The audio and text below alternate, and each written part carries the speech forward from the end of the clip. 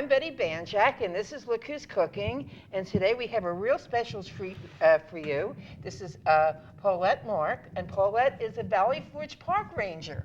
Now, I know this isn't a ranger's outfit normally, but they also do reenactments during the day and all. And she was so gracious to come and spend some time with us and show us one of those great revolutionary recipes. I want to know, before I go on, I have to mention this. See, there's no buttons. See the pins? You got to be careful when you bend over. Yes. You can kill yourself. Welcome. Put them down and not up. That's a good thought, but that's very interesting. So you want to start and Alrighty. Tell us what you're going to make today? We're going to make a blueberry slump, it's S-L-U-M-P? S-L-U-M-P. Slump. It's like a cobbler. It's going to have fruit on the bottom, and in this case, blueberries. It's also good, though, with peaches. It can be done with apples and lots of other things like that. But blueberries are really good with it. And you put those on the bottom like you would a cobbler, and then the top is not a what do I want to say? It's not a biscuit type thing. It's more cakey, almost like a sponge cake top. And we'll mix that up and then put that gently on top of our fruit, and then that gets baked. And then the good part, the really nice part, is that there's a nice sauce with rum and blueberries and sugar in that we'll mix up to pour over it when it's done. It seems like we're coming into blueberry season, though. I don't know if we really are. You can get them year-round everywhere. But I see them more and more on the store flyers and in the stores themselves. That's true. There were some even the other evening when I was shopping, which made it very easy because I like to use the freshest ones we can. It just seems to make the slump a little bit nicer. What does slump mean? Is there a meaning? I don't think that there really is a, like a dictionary meaning. It's just it's a type of dessert from the 18th century. Did only like soldiers eat this, or did everybody eat it? No, this would be more for the home folks, Okay. but it is an 18th century recipe, mostly because of the things like eggs and sugar. We were laughing. This is Yes. a mix of revolutionary and modern day baking because Yes. of the thing like the plastic bags. You know, this is not a real revolutionary plastic bag. This is new. So why don't you start with Alrighty. whatever you're going to start with? We'll start with the bottom. The blueberries in the bottom of the bowl, and we put a cup of them in to our baking dish. And should you use that pottery type dish in most cases? oh yeah, this is a redware dish, and it's one of those oven to table type things. It was 200 years ago too. But if you didn't have something like that, could you use something like this Oh one? sure. You know, because you didn't want to run out and buy it? No, just a regular pie plate will do nicely. I just thought you might like to see the type of dishware that the folks would have used in the 18th century.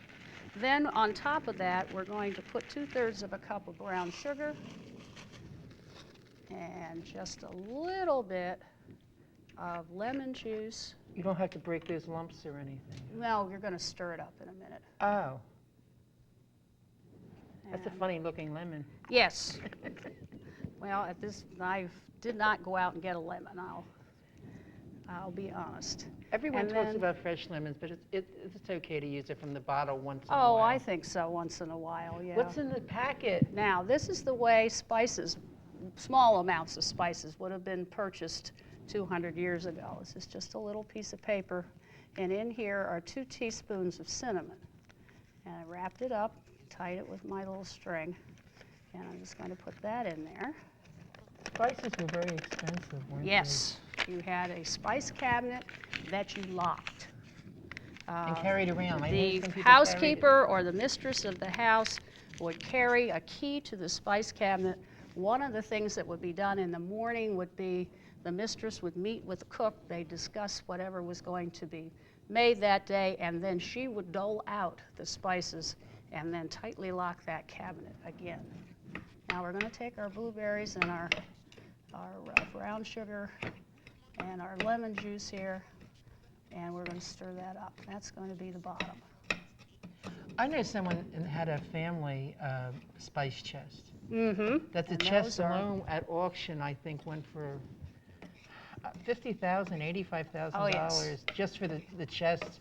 And when I didn't know what it was about. I thought it was going to be a big chest for that kind of No, money, you know, it's really probably- big. And it turned out to be this nice little Mhm. table chest, you know. But it was not only was the spices worth a lot of money, the chests were worth a lot of It money. might have even been hung on the wall so that Yes. no one could make off with it. Like a little knick-knack shelf Mhm. effect. Yeah, That's the because- size of it. It was the knick-knack Yeah, shelf. because the spices were very precious. And of course, during the Revolution, when we had blockades on, it was harder to get things, so they were even more valuable because not many spices could actually be grown within the 13 Were states. they rare during the Revolutionary War or the Civil War? Probably during the Revolution because of the slower transportation. Oh, yeah. Things moved a little bit better. It took a day to get to Philadelphia. Yeah. Yes, Now I it hop did. on the train in Norristown and get there in 40 minutes, Yep. I think. And we were connected, I think, better to the Caribbean during the Civil War.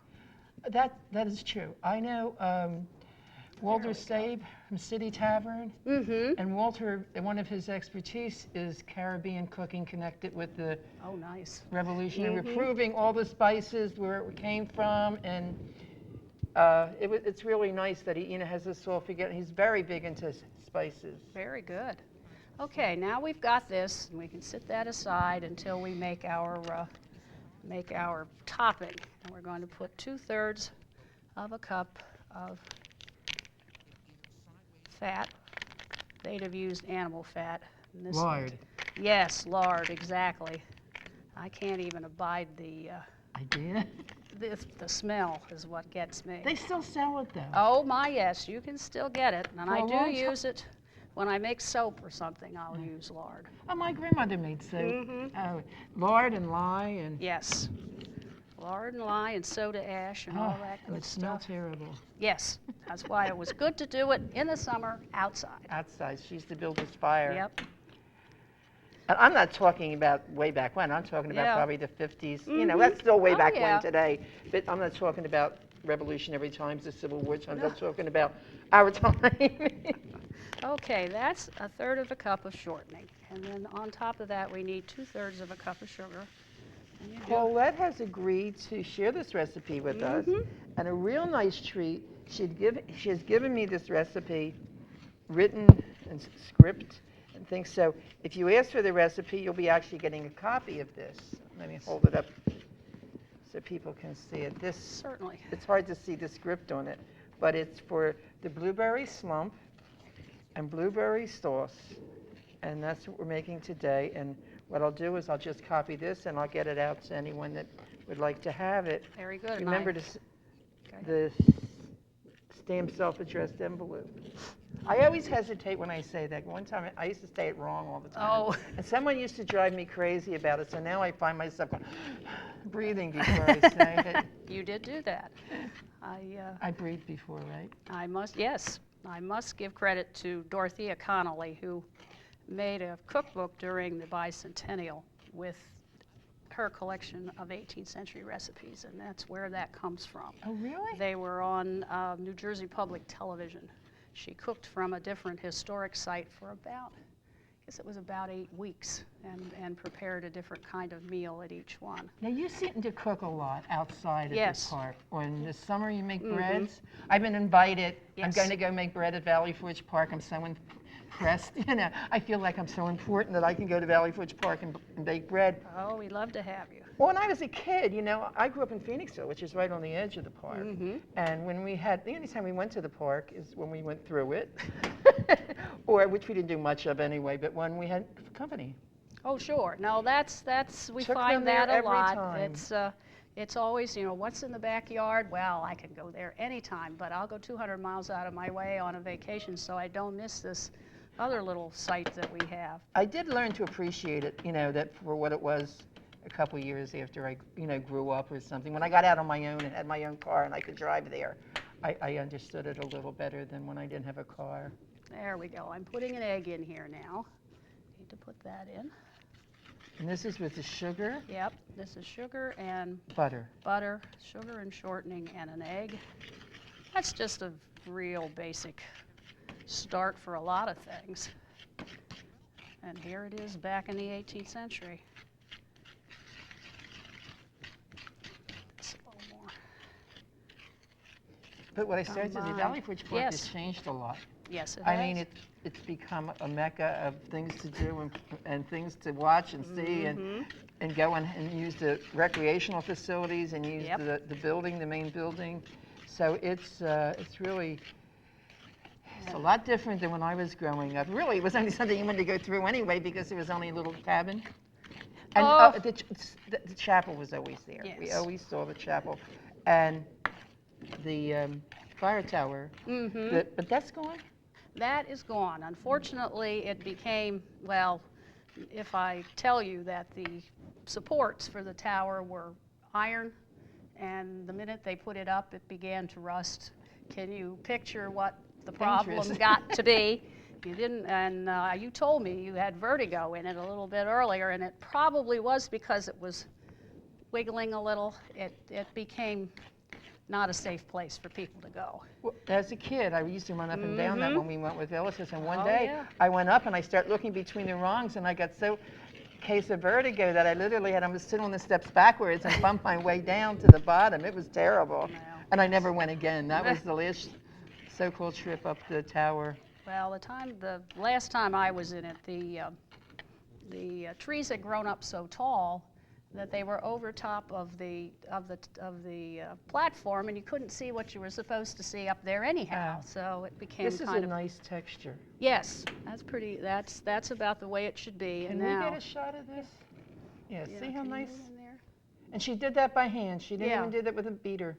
She just kept No, mixing it together. We always mix it by hand, and I don't think we do sometimes use a whisk, which would have been just some thin pieces of broom corn tied together. You can whip egg whites with that. Really? Even. Yeah, I don't think that this is probably a little too thick to use a whisk too long in it, but that also helps make a nice texture. Is there a store where you could purchase items that would come from that period in different periods of time? We use suppliers that generally now are on the internet and have their own catalog. We use a couple people in Illinois and some people that are local that carry these things that are specifically for our time period. This redware was made in Pennsylvania by a couple of different folks that know quite a bit about, they've done a lot of research. Some even at Valley Forge, when we've had archaeological digs, they come examine pieces and then recreate from there. And so we try to use their wares in the park. It's pretty interesting, to me anyway. I hope it is to you guys out there. It's pretty interesting. I mean, personally, to make this like, as you're doing it, is fine. I would rather have the mix master in most cases if I'm or a food processor. But it's fun to do once in a while, or fun to know about, even if you don't do anything with it. Generally, I do this outdoors, and we don't have a plug in the corner of the tent, and so there you are. So we do it by hand, just like they would have done 200 years ago. Now, I have some milk that's been about a cup and a half of milk that's been mixed with a teaspoon of vanilla, and I'm going to add that. And the dry ingredients, we're going to alternate them. The dry ingredients are simply it's a cup and a half of flour and then 2 teaspoons of baking powder that have been sifted together. Is that all-purpose flour or bread flour? Actually, this is bread flour. I use that pretty much exclusively. It's got a little more gluten in it. Things come up in a nice texture. One of the other things that we like to make as a dessert when we're running the bake oven is gingerbread, because Christopher Ludwig, Washington's Baker General, was a baker in Philadelphia before and after the war, and one of his specialties was gingerbread. So we and I think that the gingerbread we make is especially good because we use the bread flour. Now, I guess we better start watching you make this because we've been so busy chatting about everything. We're Now we're just gonna alternately put these things in. so we don't get it too dry or too wet. Usually at the park I have a few like junior participants and I put them to the stirring. Oh, that's sous chef. What do you call them? You know, the assistants or sous chefs? That's right. Yeah, They even had them then, right? Oh, I do, yes. And there would have been children there that would have been expected to help out with this kind of thing. So we have some that are like junior volunteers. And I think a lot of people don't realize that, especially during the Civil War, no, I'm sorry, the Revolutionary War, that many of the soldiers' families followed them. absolutely. It was, you know, even though these bases where people go now, they think, but it wasn't the base. They live out in the fields with their family and all. So I always thought that was pretty interesting. Yeah, I we couldn't had- quite see anyone I know doing that. No, but it was a matter of, sometimes it was a matter of getting through, because it took a whole family to run a farm. And if half of them, especially the manpower, if you will, went away, then here's this woman, left to run a farm with whatever small children she had, and that was not always possible. Because the older boys went too. Yeah, they would go too. And with the Army, camp followers were guaranteed food as long as they did some useful task. Cooking wasn't a main task for women. It was more laundry and seamstress work, but still, as long as you were doing that, Get this out of the way. thank you, for the Army, then, this can go down too, then you got food, which was While we're stirring this much in, appreciated. can we yes. take a look at these wonderful iron pots? Absolutely. I brought And- those along so you could see what we normally cook these in.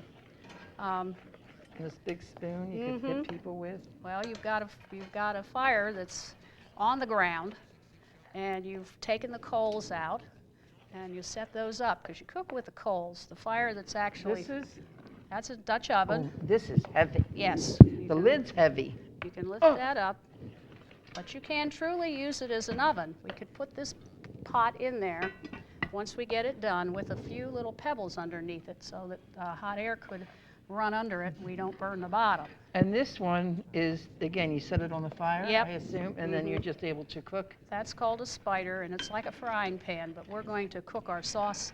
I would cook our sauce down in that. Okay. Look at this. It's This is getting almost ready. there. I think we're just about ready. Takes a little longer when you do everything by hand. Oh, yeah. But I think they had a little longer. Well, that's true. Yeah. They didn't want to rush in to watch their latest No. show or They read were- as we read. I'm saying, and say people didn't read, but I don't think they quite read as much as we do. Not even saying it's all good. That's terrible, but there's so much out there, magazines and books and. Thank you. No, and they weren't rushing off to 15 appointments and things like that. The day was a little more in one place. Is that all going to fit in there? Yes. Yes it is. I really had no doubt that it would fit in there.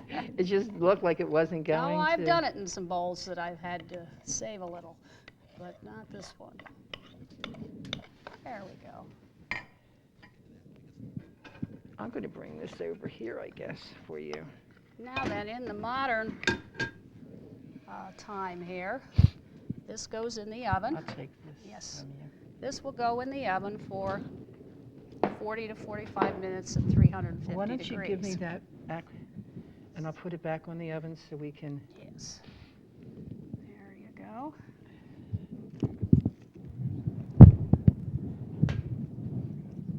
Now then, if I were going to go ahead and do this outside, I'd put a little pile of coals underneath this spider, and I'd put this mixture of rum, a couple blueberries, and the juice from one lemon into this pot, and I would stir it down. But I think we're going to use our little hot we plate have to. here. I have a regular frying pan. Or you want to use this? I think I'll use that. That'll that's fine. So I've had these marinating overnight. I think they're better if they marinate a little bit. This is a half a cup of blueberries rum. pick up all the juice. It's a half a cup of rum, a half a cup of sugar, and a cup of blueberries. And while your blueberry slump is in the oven, then Is that the right height? that's pretty good. Put that over heat, and when it starts to bubble, some of the blueberries will explode. That's kind of fun. They pop, yeah. And we want to cook this down just a little bit. That corningware takes a little bit to get warm, but it starts to bubble. But then it does. Yeah, and then it stays. Okay. You have one of the Do we want? slumps? Yes, I brought you a Ready? finished. I brought you a finished slump. It's over here. This is what it will look like when it comes out of the oven. You just see the blueberries, and that's one way I tell if it's done. The blueberries will bubble around here, and of course this will not feel wet. And or you can do the old take the broom straw and put it down in, but you don't want to put it all the way down because the bottom of this is always going to be a little bit wet with the blueberry sauce. But that's ready to eat now, and we want, once we make our sauce, Maybe we can bring. go. Oh, want to show us the bread? Oh, certainly. You brought a bread with us. I brought some bread like the soldiers would have eaten 200 years ago. This is from the bake oven at Valley Forge. We can get about 20 of these loaves in the oven at one time if that's all we bake. And how many will it feed? That will feed 20 soldiers. Oh. Each soldier was supposed to get a loaf of bread that weighed 1 pound to 1.5 pounds a day. And they would then eat that along with the rest of their ration. But when there wasn't much of the rest of their ration, then they tried to give them more.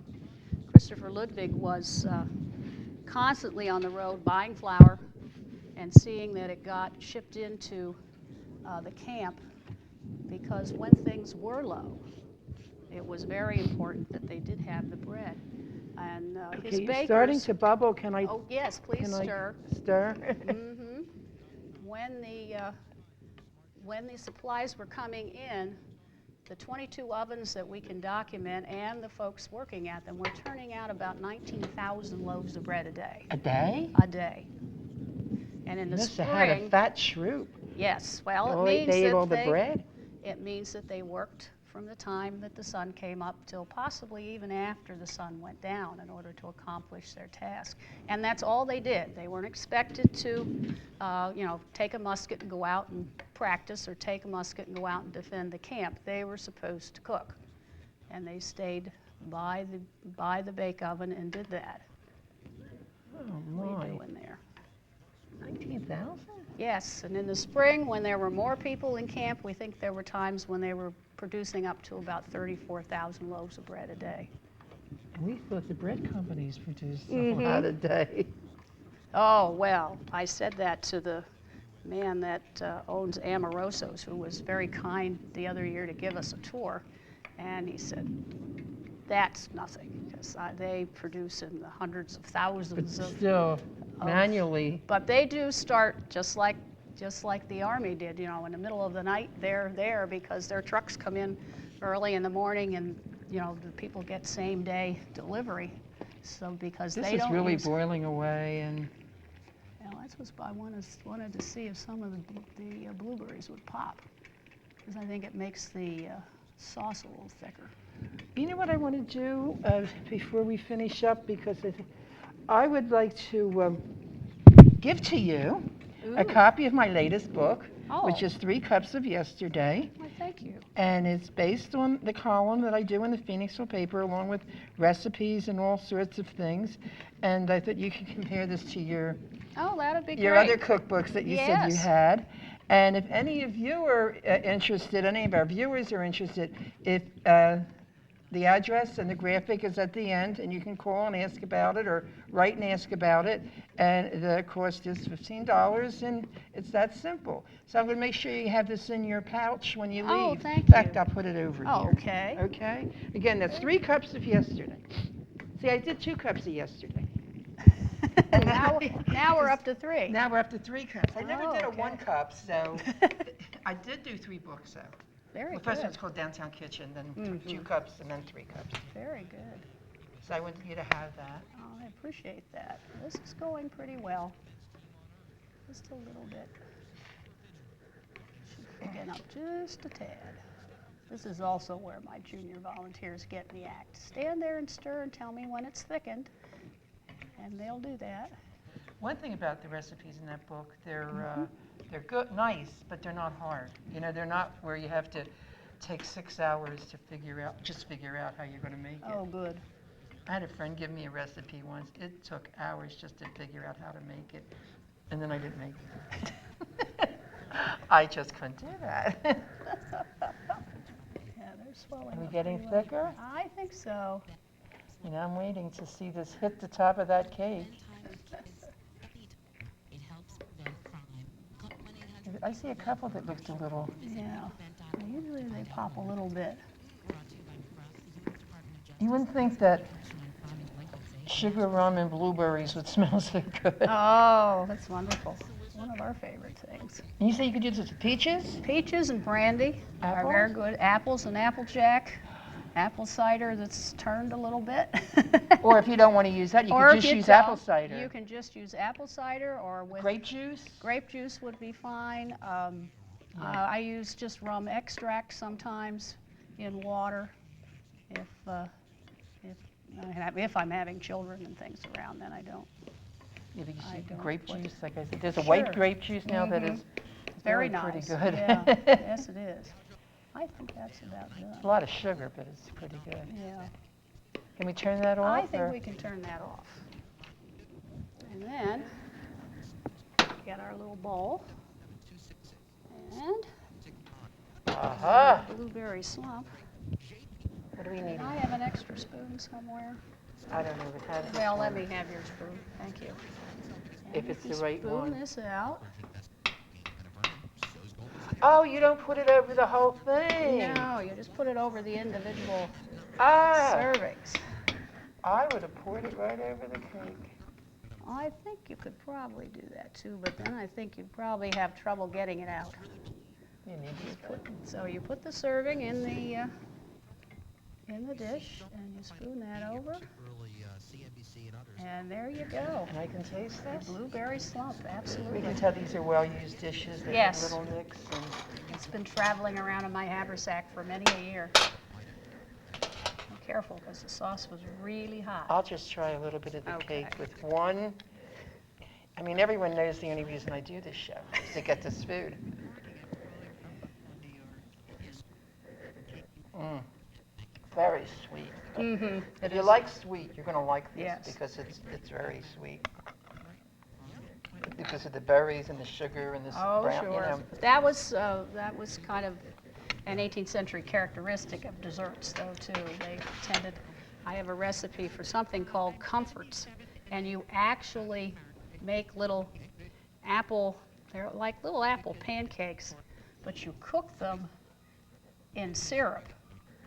So talk about sweet. They Yeah, come that- out like candy. Well, is there anything else you'd like to share with us before we pack it up? Well, I really would like to invite everyone to come out to the park and see some of the demonstrations that we do. We're there 7 days a week from 9 until 5. Visitor Center is available. Washington's headquarters available. We have programs scheduled throughout the year. You can get an activity calendar at our Visitor Center desk and see what's coming up when any time that you come. Sometimes it is making blueberry slump or baking the bread, particularly in the summertime. So come see us and see it firsthand and learn about all those things that Washington soldiers did for us that gave us our nation. Well, very, very good. Thank you very, very much for taking pleasure. time to join us today. And for Look Who's Cooking, this is Bette Banjack and Paulette Marks, and we'll see you next week.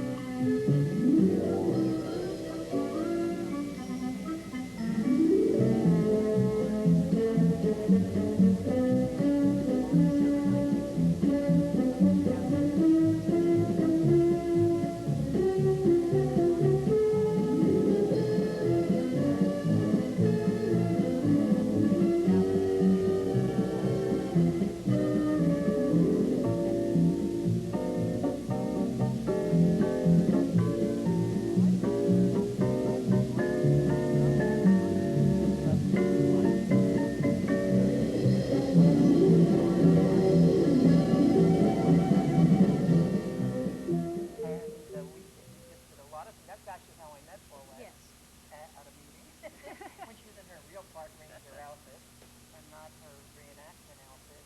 And it's just a lot. It's a lot more fun than you think. You know, a lot of them think it's candy fairs and all, but it really is. It's a lot to do. A lot to even if you're only into cooking. There's this birthday cake. Oh, Martha yes. Washington's great cake that I made. It was really fun to make. 11 pounds of cake. You know, no, 22 pounds of cake. Absolutely, yes. So, listen, I want to thank you very much. Oh. This has been a lot of fun. You know, I had to get a reenactment outfit for me if I want to become bacon the Oh, park. yes. So I'll find one. You know, you mentioned anything else? Yep, we're going to dress you up, yes. They're going to dress me up.